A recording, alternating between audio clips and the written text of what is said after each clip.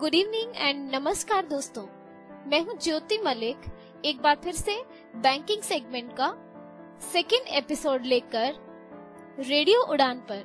और जैसे कि आपने पिछली बार हमारा ये सेगमेंट सुना था तो काफी क्वेश्चंस थे जो हमारे एक्सपर्ट मिस्टर राहुल गंभीर ने सॉल्व करने की कोशिश की थी।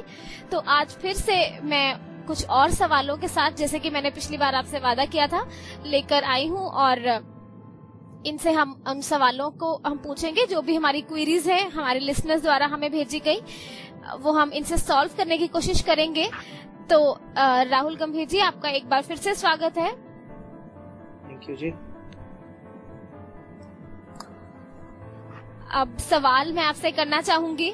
आपने पिछली बार हमें बताया था कि बैंक में ब्रांच लेवल पर एक विजुअली इम्पेयर्ड पर्सन किस तरह से काम कर सकता है और कौन से काम कर सकता है आसानी से, और कुछ सॉफ्टवेयर्स के बारे में भी और उनकी जॉज स्क्रीन रीडर के साथ एक्सेसिबिलिटी के बारे में भी हमने बातचीत की थी।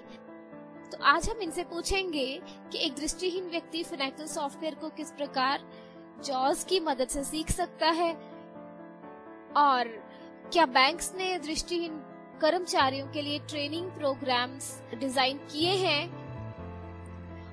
और इनसे हम बैंक्स के ऑफिसेज का अनुक्रम और उन डिपार्टमेंट्स के बारे में भी पूछेंगे जो इन ऑफिसेज में काम कर रहे हैं। हमारे सवालों को आगे बढ़ाते हुए मैं आपसे पहला सवाल पूछना चाहूंगी। जैसे कि आपने पिछली बार आपने हमें बताया था कि फिनेकल सॉफ्टवेयर जो यूज किया जाता है बैंक्स में, ये स्क्रीन रीडर के साथ बेसिक लेवल पर एक्सेसिबल है जी। तो एक दृष्टिहीन व्यक्ति किस तरह से फिनेकल सॉफ्टवेयर को जॉज स्क्रीन रीडर की मदद से सीख सकता है? फिनेकल सॉफ्टवेयर को स्क्रीन रीडर की मदद से सीखने का एक रास्ता यही है कि आप किसी की मदद ले सकते हैं, जैसा कि दृष्टिवान लोग करते हैं, की मदद लेकर ही फिनेकल सीखते हैं। सेम थ्योरी अप्लाई होती है दृष्टिबाधित व्यक्ति पर। वह भी फिनेकल को किसी की मदद से, किसी और दृष्टिबाधित व्यक्ति की मदद से, जो कि स्क्रीन रीडर तकनीक का इस्तेमाल कर रहा है, उसकी मदद से वो सीख सकते हैं। जी, तो इसके लिए कोई ट्यूटोरियल्स या फिर कोई गाइड अवेलेबल है? जैसे कि मेरी नॉलेज में है कि आपने भी कुछ ट्यूटोरियल्स और गाइड लिखे हैं फिनेकल सॉफ्टवेयर को एक स्क्रीन रीडर के साथ यूज करने के लिए। जी, यूनियन बैंक ऑफ इंडिया ने एक डॉक्यूमेंट अपने इंडक्शन में, जो ट्रेनिंग के लिए प्रोबेशनरी ऑफिसर्स आए थे, उनको एक डॉक्यूमेंट सर्कुलेट किया है, जो कि मेरे और हमारे बैंक के एक और सहायक प्रबंधक श्री प्रशांत नायक द्वारा लिखा गया है।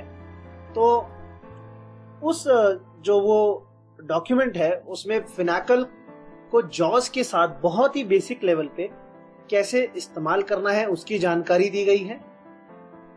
और उस डॉक्यूमेंट में जो बेसिक काम जो हमने ब्रांच लेवल पे डिस्कस किए थे, जैसा कि आपको याद होगा कि passbook entry, balance inquiry, interest certificate generate करना, ये सब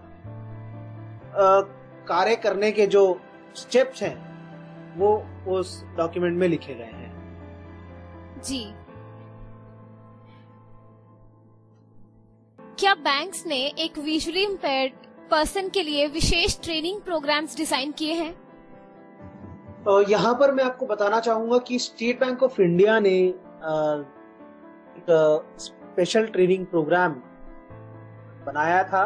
स्पेशल ट्रेनिंग प्रोग्राम या दृष्टिबाधित व्यक्तियों की जरूरतों को ध्यान में रखते हुए कुछ सर्कल्स में एक ट्रेनिंग प्रोग्राम कंडक्ट किया था, जिसमें स्क्रीन रीडर तकनीक की मदद से बैंक के अधिकारियों को सीबीएस पैकेज को कैसे एक्सेस करना है उसकी जानकारी दी गई थी। ये जो जानकारी का जो सोर्स है वो इंटरनेट है, और मैंने कहीं पढ़ा था कि स्टेट बैंक ऑफ इंडिया ने अपने दृष्टिबाधित अधिकारियों के लिए एक स्पेशल ट्रेनिंग प्रोग्राम कंडक्ट किया था। जहां तक कि हम बात करें दूसरे बैंकों की, मुझे इसके बारे में ज्यादा जानकारी है नहीं, लेकिन यूनियन बैंक ऑफ इंडिया ने जो हाल फिलहाल में नियुक्ति की है अफसरों की और क्लर्क्स की, उसमें एक ही ट्रेनिंग सेंटर में सभी दृष्टिबाधित व्यक्तियों को साथ में बुलाकर ट्रेनिंग दी गई थी। जी, क्या आप हमें बैंक के ऑफिसेज का अनुक्रम समझा सकते हैं? बैंकों में जो हायरार्की है ऑफिसेज की, जैसा कि हमने पिछली बार बात की थी कि बेसिक लेवल पे, जो कि ग्रास रूट लेवल पे जो सबसे नीचे होता है, वो शाखा यानी ब्रांच, जहां पर आपको ग्राहक सेवा, कस्टमर सर्विस दी जाती है, बैंक के विभिन्न सेवाओं का लाभ उठाया जाता है। जहां से शाखाओं को फैसिलिटेट करने के लिए बैंक में क्षेत्रीय कार्यालय होते हैं, जिन्हें रीजनल ऑफिसेस कहा जाता है। रीजनल ऑफिसेस स्टेट लेवल पर होते हैं। अनुमान यही देखा गया है कि एक स्टेट में एक रीजनल ऑफिस या ज्यादा ब्रांचेस अगर एक स्टेट में हो तो वहां पर 2 या 3 भी रीजनल ऑफिसेस हो सकते हैं। रीजनल ऑफिसेस के ऊपर होते हैं सेंट्रल ऑफिसेस या हेड ऑफिस। इट मीन्स पहले ब्रांचेस होती है और उसके बाद रीजनल ऑफिसेस होते हैं, उसके बाद हेड ऑफिस होता है। जी, ओके। तो सर, हम यहाँ पर एक छोटी सी ब्रेक लेना चाहेंगे, एक म्यूजिकल ब्रेक ले लेते हैं, उसके बाद वापस आती हूँ कुछ और सवालों के साथ। आप सब सुनते रहिए रेडियो उड़ान, अ फ्लाइट ऑफ लाइफ।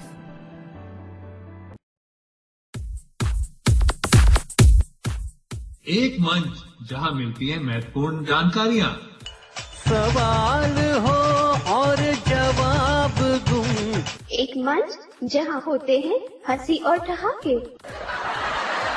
वाह। एक मंच जहां होती हैं चर्चाएं। दूसरी वाली आपको नहीं समर्पित करूंगा। कीजिए, बड़े स्पोर्टिंग। आप पहले सुन लीजिए, उसके बाद कहिएगा आपको चाहिए समर्पण के नहीं चाहिए। एक मंच जहां मिलेगा लोकप्रिय संगीत,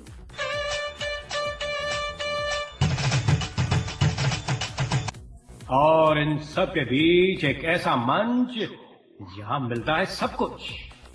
लॉग ऑन कीजिए www.radioudan.com और जुड़ जाइए हमारे साथ।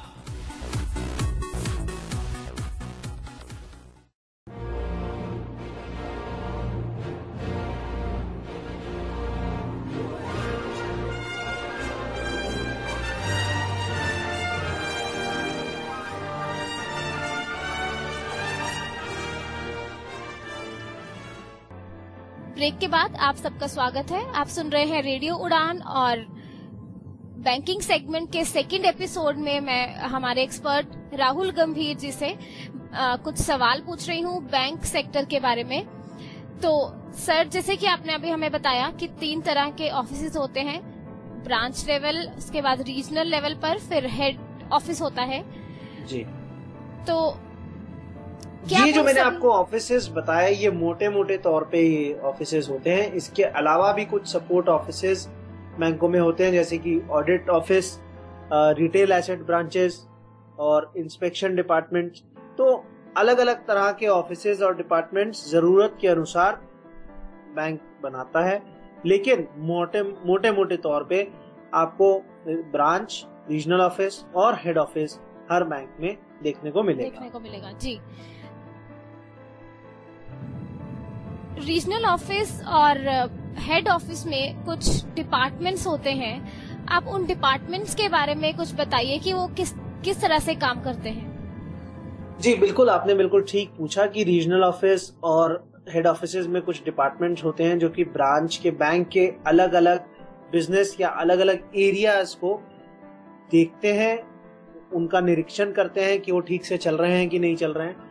तो इसमें सबसे पहले मैं आपको बताना चाहूंगा कि एक क्रेडिट डिपार्टमेंट होता है।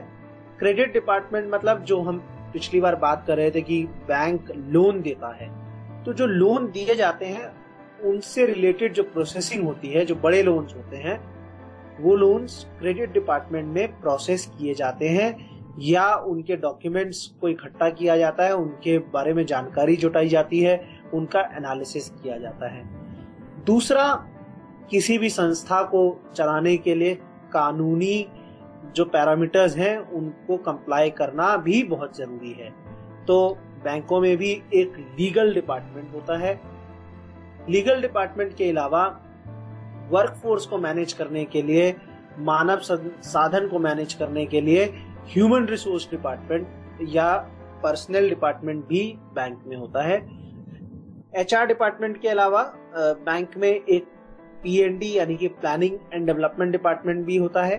Planning management information system department, PMIS department के नाम से भी उसे जाना जाता है, और management information and planning department के नाम से भी। तो हर बैंक में विभिन्न विभिन्न तरह के डिपार्टमेंट्स को नाम दिए गए हैं। मूलतः उन्हें प्लानिंग डिपार्टमेंट या मैनेजमेंट डिपार्टमेंट के नाम से जाना जाता है। इसके अलावा बैंकों में क्रेडिट मॉनिटरिंग यानी कि जो लोन दे दिया गया है उस लोन को मॉनिटर करने के लिए एक क्रेडिट मॉनिटरिंग डिपार्टमेंट होता है। देन क्रेडिट रिकवरी यानी कि जो लोन एनपीए हो गए हैं उन लोन्स को रिकवर करने के लिए एक रिकवरी डिपार्टमेंट भी होता है।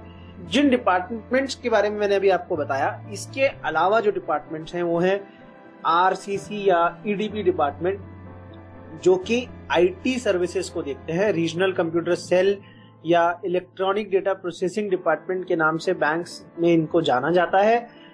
और इसके अलावा बैंक्स में ट्रेनिंग सिस्टम, ये एक अलग से ही डिपार्टमेंट है, ट्रेनिंग डिपार्टमेंट। और ट्रेनिंग कॉलेजेस जो होते हैं वो रीजनल ऑफिसेज से अलग होते हैं। जो डिपार्टमेंट्स के मैंने बारे में अभी आपको बताया, ये डिपार्टमेंट्स रीजनल ऑफिस और सेंट्रल ऑफिस या हेड ऑफिस लेवल पे हर एडमिनिस्ट्रेटिव ऑफिस में ये डिपार्टमेंट्स अनुमन देखे जाते हैं और होते हैं। जी, अभी हमने जिन डिपार्टमेंट्स के बारे में बात की, इन डिपार्टमेंट्स में एक दृष्टिहीन व्यक्ति किस प्रकार से उपयोगी सिद्ध हो सकता है? इन विभागों में एक दृष्टिबाधित व्यक्ति बहुत से काम कर सकता है। मैं आपको उनमें से कुछ काम बताता हूं जो कि दृष्टिबाधित व्यक्ति अभी कर रहे हैं। उनमें सबसे पहला काम जो कि होता है फोन पे बात करके फॉलो अप करना, यानी कि जानकारी फोन के माध्यम से शाखाओं में बैठे अधिकारियों को वो जानकारी पहुंचाना और उनसे वो जानकारी एकत्रित करना। दूसरा काम ब्रांचेस से कॉरेस्पॉन्डेंस करना, यानी कि कॉरेस्पॉन्डेंस करना भी एक तरह से बातचीत करने के बराबर है, लेकिन लिखित कॉरेस्पॉन्डेंस यानी कि रिटन कॉरेस्पॉन्डेंस करना वो भी एक काम है जो कि एक दृष्टिबाधित व्यक्ति बहुत बखूबी कर सकता है। इन सभी डिपार्टमेंट्स में बहुत सा काम ऐसा होता है जो जहां पे आपको डेटाबेस मैनेज करना होता है।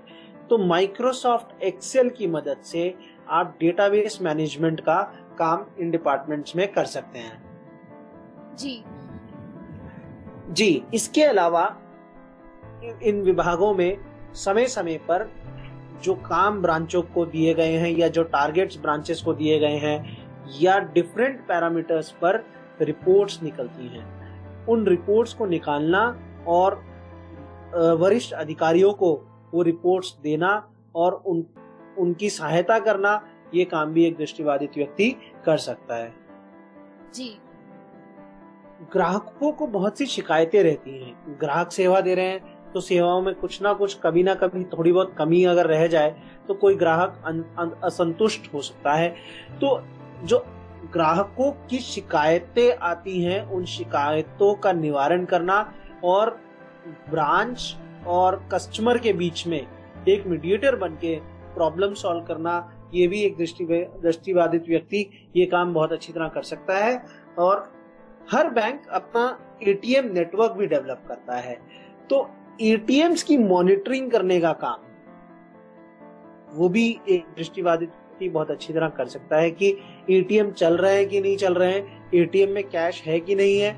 ये एक दृष्टिबाधित व्यक्ति एक एडमिन ऑफिस में बैठ के आराम से देख सकता है और इसमें फॉलो अप ईमेल की मदद से, टेलीफोन की मदद से एटीएम्स की मॉनिटरिंग कर सकता है। ओके।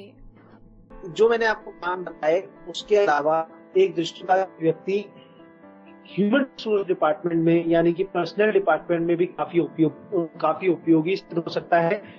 ह्यूमन रिसोर्स डिपार्टमेंट अपना एक पैकेज इस्तेमाल करता है, ह्यूमन रिसोर्स मैनेजमेंट सिस्टम, जिस पैकेज में एक जो बैंक के अधिकारी हैं उनकी जानकारी फीड की जाती है, उनके वेतन से संबंधित, उनकी छुट्टियों से संबंधित या उनका पूरा बायोडाटा HRMS पैकेज में होता है। तो एक दृष्टिबाधित व्यक्ति रीजनल ऑफिस या सेंट्रल ऑफिस लेवल पे एक बहुत ही उपयोगी सिद्ध हो सकता है। और जैसे अगर मैं आपको 2-4 काम गिनवाऊं, वो ये हो सकता है कि छुट्टियां मैनेज करना, पासवर्ड रीसेट करना और जानकारी, सर्कुलर्स की जानकारी ब्रांच में बैठे अधिकारियों को देना। तो एक दृष्टिबाधित व्यक्ति बहुत अच्छी तरह ये काम कर सकता है। जी सर, तो जैसे आपने हमें बताया कि बैंक में ये सब बहुत से डिपार्टमेंट्स हैं जो काम करते हैं, तो क्या इन सभी डिपार्टमेंट्स में CBS एप्लीकेशन ही यूज होता है या इसके अलावा और भी कोई एप्लीकेशन, सॉफ्टवेयर या फिर पैकेज यूज में लाया जाता है? बिल्कुल सही ज्योति, आपने मुझसे सवाल किया कि CBS के अलावा क्या और पैकेजेस भी बैंक में इस्तेमाल होते हैं? बिल्कुल होते हैं। अभी मैं आपसे बात कर रहा था HRMS पैकेज के बारे में। ऐसे ही क्रेडिट के लिए हर बैंक का अपना अलग पैकेज है। क्रेडिट की प्रोसेसिंग के लिए, क्रेडिट मॉनिटरिंग के लिए, रिकवरी के लिए अलग पैकेज है। मैनेजमेंट इंफॉर्मेशन सिस्टम के लिए, MIS के लिए अलग पैकेज है।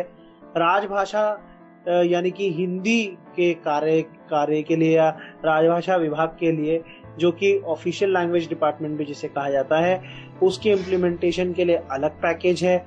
ATM की मॉनिटरिंग के लिए अलग पैकेज का इस्तेमाल होता है। और CBS पैकेज के बारे में तो हम बात कर ही चुके हैं, CBS पैकेज तो होता ही है। इसके अलावा ईमेलिंग के लिए बैंक्स अपना एक इंटरनल वेब बेस्ड पैकेज इस्तेमाल करते हैं। जी, तो सर मेरा अगला सवाल यही होगा कि क्या ये सभी पैकेजेस स्क्रीन रीडर्स के साथ एक्सेसिबल हैं या नहीं? बिल्कुल, ये पैकेजेस स्क्रीन रीडर्स के साथ मैं कहूंगा कि कुछ हद तक एक्सेसिबल है। एक एडवांस स्क्रीन रीडर यूजर के लिए ये पैकेजेस बहुत हद तक एक्सेसिबल हैं।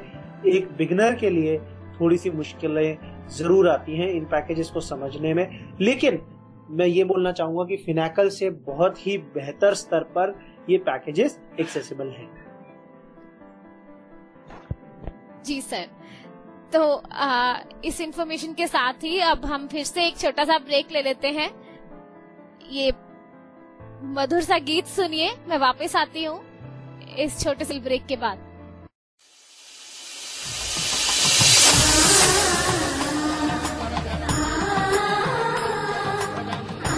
रेडियो उड़ान के माध्यम से शुभ समाचार। अंकित कपूर, संदीप अरोड़ा, विनय खुराना का शानदार प्रयास दो दिलों को मिलाने का। तो आइए रजिस्टर कीजिए और पाइए मनचाहा हमसफर। ज्यादा जानकारी के लिए आप रजिस्टर करें www.disablesaadi.com पर। आप कॉल कर सकते हैं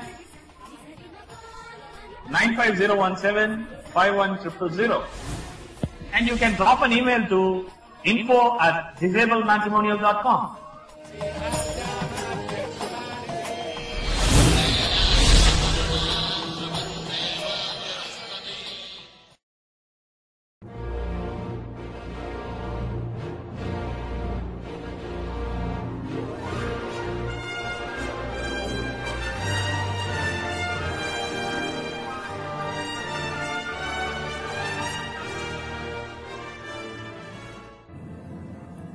ब्रेक के बाद स्वागत है आप सबका। आप सुन रहे हैं रेडियो उड़ान, और रेडियो उड़ान पर हम बैंकिंग सेगमेंट के सेकंड एपिसोड में हमारे एक्सपर्ट राहुल गंभीर जी से कुछ सवाल पूछ रहे हैं।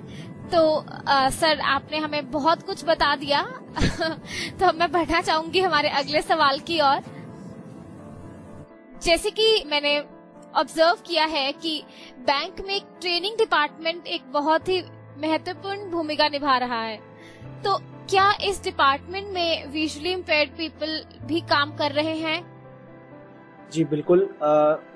जो प्रशिक्षण विभाग है वो एक महत्वपूर्ण विभाग है बैंक का, और बैंक जगह जगह पर अपने स्टाफ ट्रेनिंग सेंटर्स सेटअप करता है, और जहां पर बैंकों के सर्कुलर्स के बारे में, बैंकों की सेवाओं के बारे में, बैंकिंग प्रोडक्ट्स के बारे में स्टाफ को नॉलेज दी जाती है, जिससे कि वो बेहतर ग्राहक सेवा कर दे सके और बैंक प्रोडक्ट्स की अच्छी तरह मार्केटिंग कर सके।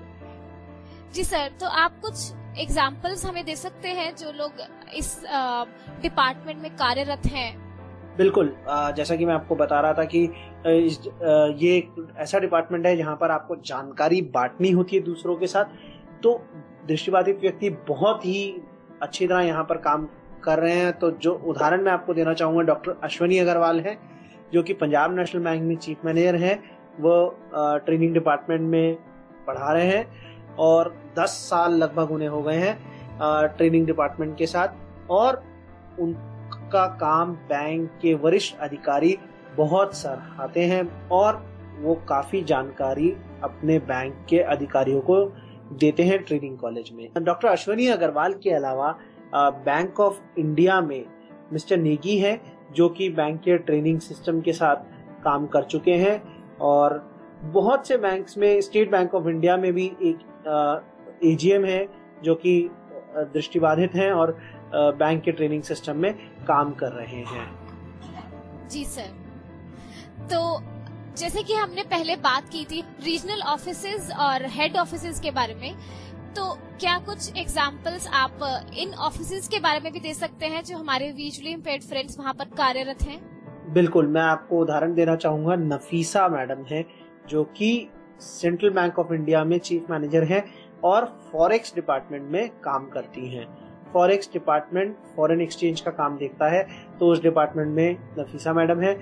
उसके अलावा एचआर डिपार्टमेंट यानी कि ह्यूमन रिसोर्स डिपार्टमेंट में चेतन शर्मा, जो कि ओबीसी में है, निकिता वैद, जो कि बैंक ऑफ बड़ौदा में है।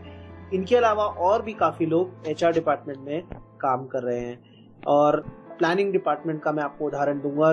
मिस्टर रजत अग्रवाल हैं, जो कि कैनरा बैंक में प्लानिंग डिपार्टमेंट में काम कर रहे हैं। क्रेडिट डिपार्टमेंट का अगर मैं उदाहरण दूं तो मैं खुद क्रेडिट मॉनिटरिंग डिपार्टमेंट में कार्यरत हूं, और मेरे काफी परिचित दोस्त क्रेडिट मॉनिटरिंग डिपार्टमेंट में विभिन्न बैंकों में काम कर रहे हैं। इसके अलावा अगर हम बैंक से थोड़ा बाहर निकलें और रिजर्व बैंक की ओर चलें, तो रिजर्व बैंक ऑफ इंडिया में भी कुछ दृष्टिबाधित व्यक्ति हैं, जैसे कि राजेश आसुदानी जी, जो कि एजीएम है रिजर्व बैंक ऑफ इंडिया में।